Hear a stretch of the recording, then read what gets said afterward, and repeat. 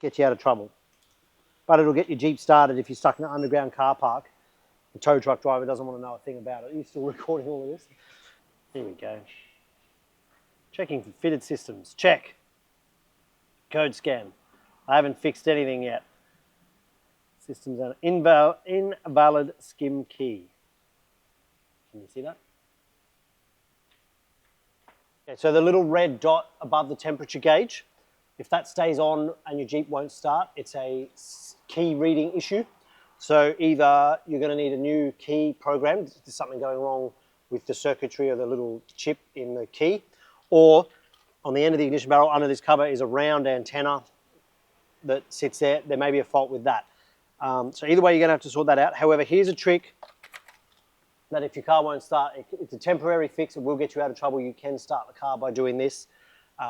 Is you pull a fuse in the fuse box, and I'm pretty sure it's M13. So we'll go and I'll show you where that is.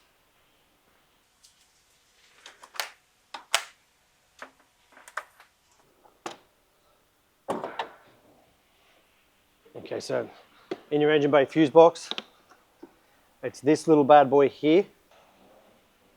Oh, we beastie, kill it!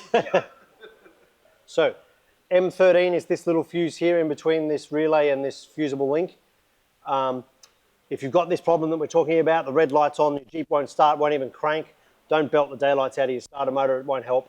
Pull this fuse out for 2 seconds, put it back in, she'll start. It's a temporary fix, eventually it probably won't. I've never actually tried it until it stops, but yeah, that'll get you at least home or to a workshop if you're stuck in an underground car park or something.